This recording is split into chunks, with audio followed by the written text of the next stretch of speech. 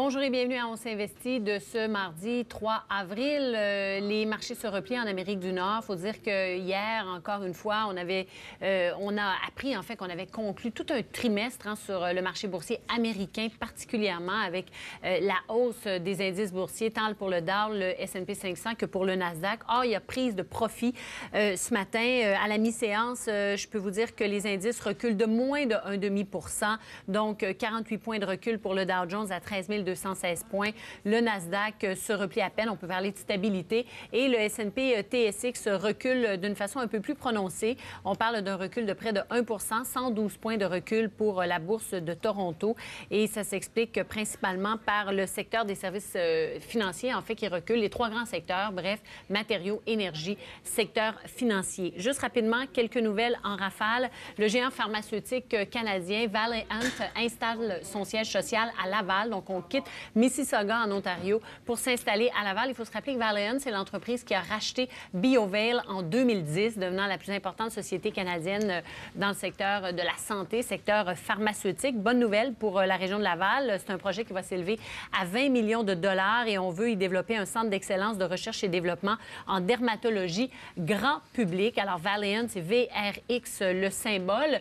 Research in Motion qui s'ouvre au iPhone. Assez intéressant de voir ça. Pour freiner en fait l'érosion de ses parts de marché, ce que Research in Motion a décidé de faire, c'est qu'elle va offrir à ses clients qui désirent utiliser un iPhone un logiciel qui va donc donner accès à son réseau sécurisé par le biais, en fait, du iPhone si on ne veut plus utiliser l'appareil BlackBerry, parce que, bien sûr, Research in Motion exploite le système d'exploitation, mais aussi fabrique et vend ses appareils BlackBerry.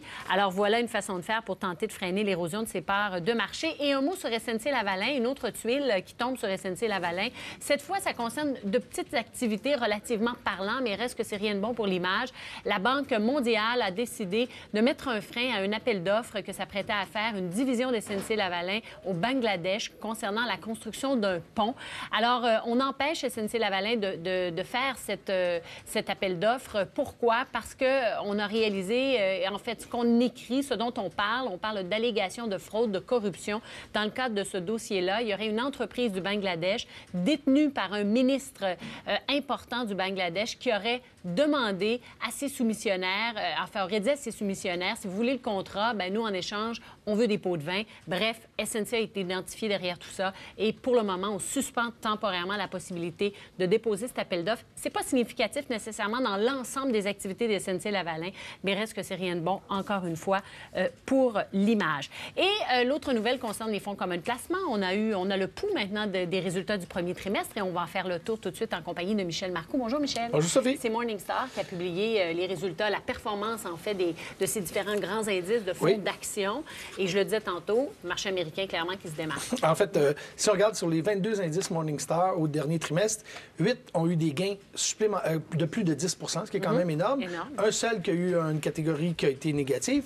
Meilleur trimestre, bien évidemment, les actions américaines avec 11,4 %, ce qui est quand même très élevé. Deuxième meilleure catégorie, actions services financiers, 11,3 %. Si on parle souvent que les banques, les compagnies d'assurance, c'est peut-être très élevé. En tout cas, ils ont continué à bien faire dans le dernier trimestre. Ce qu'il faut faire attention, des fois, les gens disent, bien, il faudrait peut-être diminuer la pondération. C'est peut-être pas de tout vendre, parce que des fois, on atteint un sommet, mais toujours de s'assurer d'avoir une pondération de ce qu'on voulait avant. De ne pas en avoir trop dans son portefeuille, mais d'en garder, c'est pas mauvais. La preuve, on dit, beaucoup de gens, depuis plusieurs mois, disent « services financiers, c'est trop cher, trop cher », mais c'est encore eux qui ont fait une des meilleures performances au dernier trimestre. Actions marché émergent, 11,1 %. Actions soins santé, 10,9 % et actions PME mondiale avec 10,8 %. C'est des faits saillants dans une catégorie. Pour le mois de mars seulement, il y a 10 catégories sur 22 qui étaient négatives. Alors, on voit que le mois de mars a été beaucoup plus difficile. Ce qui a été le mieux au mois de mars, c'est l'action santé, 4 % de plus. Services financiers, plus 4 %. Actions américaines, 3,8 % à la hausse, qui est quand même énorme. Si on prend les actions canadiennes en mars, en général, ont été négatives. Par contre, si on regarde le trimestre qu'on vient de passer, si on regarde la catégorie, ce qu'on appelle majorité canadienne PME, donc c'est les petites compagnie canadienne, 8,6 %. Très bon.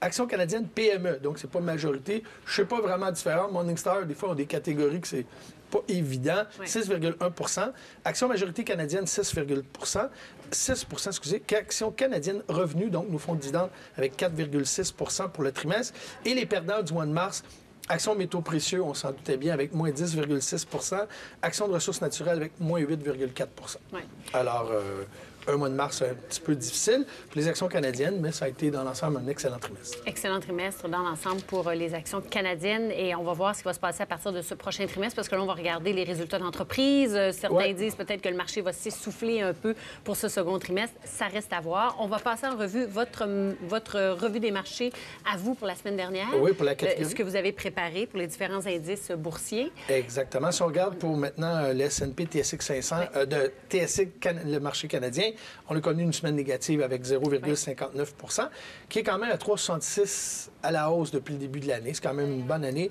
Dow Jones, qui a connu évidemment, comme on vient de dire, ça a été un bon mois, ça a été un excellent trimestre aussi. 1,02 ce qui fait 8,84 de total depuis le 1er janvier. S&P 500 avec 0,85, ce qui fait 12,59, excellent. Nasdaq, 0,77 avec 18,67. C'est vraiment très intéressant. C'est vraiment le marché américain qui a dominé. Shanghai Composite, moins 3,69 avec 2,88 de hausse. Donc, la Chine en a arraché un petit peu. Si on regarde maintenant par catégorie, fonds d'action canadienne avec une baisse 0,4 fonds d'obligation canadienne, très bonne semaine, 0,5 fonds d'action américaine avec 0,8 fonds action internationale, 0 fonds équilibré, 0,2 à la hausse. Petite capitalisation canadienne, une mauvaise semaine avec 0,5 à la baisse. Fonds d'action de revenus, dividendes avec rendement négatif de 0,2. Fonds de ressources naturelles, 1,3. Fonds de métaux précieux avec 0,2 à la baisse. Ça a été assez ordinaire. Si on regarde maintenant le fonds de la semaine, qui est le fonds Dynamique Petite Entreprise, pourquoi cette compagnie-là? Bien, on voit que c'est c'est un fonds qui a très, très bien été depuis plusieurs années. C'est un fonds sur 10 ans, c'est 14,7 de rendement annualisé. Donc, annualisé, on peut dire que c'est un peu l'équivalent comme la moyenne là, pour monsieur et tout le monde, alors que le marché, la médiane de cette catégorie-là a fait 8,4 ce qui est excellent. Dans la dernière année, c'est quand même 4,8 à la hausse, alors que le marché des médianes des fonds d'action de petite capitalisation a fait moins 6,9 Donc, un excellent fonds. Monsieur Bellège, qui est le gestionnaire principal, est là depuis plusieurs années. Un excellent gestionnaire. C'est un monsieur qui a plusieurs années d'expérience, qui est avec Monsieur Gibb. Et le frais de gestion, 2,77, qui est quand même assez élevé. Par contre, il faut toujours regarder, quand on regarde les rendements, c'est ce qui vous reste net dans les poches. On oublie souvent ça, que dans les fonds mutuels au Canada, la loi, une compagnie de fonds ne pourrait pas afficher, par exemple, que le rendement est 10 puis de ça, il faudrait déduire les frais de gestion. Oui. Ça doit toujours être affiché net dans les poches de l'investisseur. Quand je vois dernier trimestre, mais c'est en date de février, ça, c'est le dernier trimestre complet ou c'est les derniers 3 mois fin février? Fin février. Fin février. Dernier 3 mois fin février. Parce que quand on regarde les résultats de Morningstar, c'est 8,4 pour PME canadienne. Exactement. Là, évidemment, il manque un mois sur ces données-là. En fait, Morningstar, ce qu'ils ont sorti ce matin, c'est vraiment de façon générale. Puis d'ici quelques jours, on va recevoir tous les fonds jusqu'à la fin du mois de mars qu'on devrait avoir d'ici quelques jours. Oui, ça prend toujours un certain délai avant d'avoir les rendements trimestriels et mensuels des sociétés. Et puis aujourd'hui, je voulais parler des fonds constitués en société. Les gens oublient ça souvent. Vous savez, quand on a des sous dans le REER, on sait qu'il y a des avantages fiscaux. Quand on a des sous dans un CELI, on en a parlé aussi il y a quelques semaines, les gains ne sont pas imposables. Alors, vous mettez des sous dans un CELI, quand vous retirez autant de capital que vous avez mis, autant les gains ne sont pas imposables. Il y a aussi pour les régimes épargne-études, on a parlé des avantages, mais on oublie souvent que quand on a de l'argent hors REER, il y a aussi une autre catégorie de fonds qu'on appelle les fonds constitués en société. Ce que c'est, en gros, mettre ça très simple, normalement, quand on achète un fonds mutuel, c'est constitué en fiducie. Le statut légal, ça s'appelle une fiducie. Maintenant, en fait, depuis, je vous dirais, 7-8 ans, on en a de plus en plus. Les compagnies de fonds prennent des fonds qu'ils ont déjà, en font un fonds clone, qui est exactement le semblable, et ça s'appelle un fonds constitué en société. Ce que c'est qu'au lieu que ça soit une fiducie, c'est tout simplement une corporation. L'avantage que ça a, c'est que ça vous permet de transférer des fonds de la même compagnie de fonds sans déclencher de gain de capital, sans déclencher de dispositions selon la loi de l'impôt. Donc, l'avantage que ça a, par exemple, si vous allez chez Fidélité, vous auriez un fonds d'action, par exemple, canadienne, puis à un moment donné, vous décidez que vous voulez diminuer le risque de votre portefeuille, vous voulez aller plus à l'international, vous pouvez vendre votre fonds, le transférer dans un autre fonds de fidélité qui est aussi en catégorie et ça ne constitue pas, au niveau de la loi de l'impôt, une disposition. Donc, c'est un avantage. Puis surtout, les gens qui vieillissent, vous savez, des fois, on va diminuer le risque de notre portefeuille. Puis évidemment, on va diminuer le risque de portefeuille parce qu'on veut mieux dormir, mais ça ne déclenche pas de gain de capital. Et la même chose quand on fait un rééquilibrage. Vous savez, quand vous avez des sous hors REER, tantôt, on a parlé des fonds, des certaines catégories qu'on devrait s'assurer de ne pas dépasser un certain montant, un certain pourcentage de notre portefeuille. Quand on fait un rééquilibrage, si vous vendez, vous avez un gain, même aussi petit soit-il, bien, vous allez payer de l'impôt.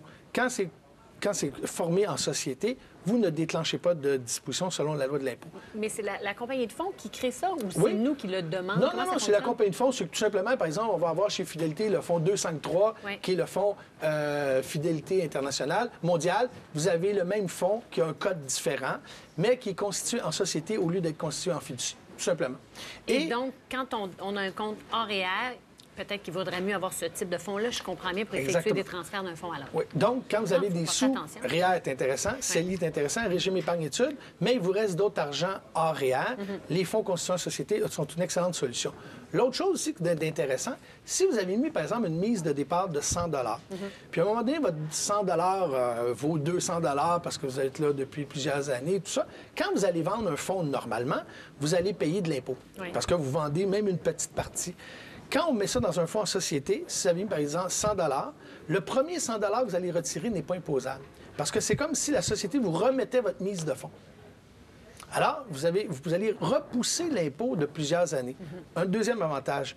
Deuxième avantage très important, c'est qu'un fonds constitué en société ne verse jamais de revenus d'intérêt. Vous savez, quand on achète, par exemple, un fonds équilibré, souvent, on va avoir des distributions, ce qui est tout à fait normal parce que votre fonds va recevoir, en achetant des obligations, des revenus d'intérêt. Il va redistribuer des revenus d'intérêt à vous qui êtes un porteur de part. Quand c'est constitué en société, c'est jamais des revenus d'intérêt. Ça va être soit des dividendes ou soit du gain de capital. Donc, vous allez être imposé à moitié moins. Aussi est très intéressant. Puis on reporte, en fait, son gain de capital le plus longtemps possible parce que les gens, des fois, disent on sauve de l'impôt. Il n'y a pas de frais de gestion plus cher, là. C'est vraiment un code qui est différent. C'est tout simplement que la société, le fonds est constitué... C'est un clone du même fonds. Exactement.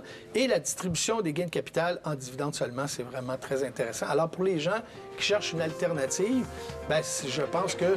Puis, ce genre de produit existe depuis longtemps, mais on avait oublié, puis là, c'est redevenu... Ça redevient. Merci. Exactement.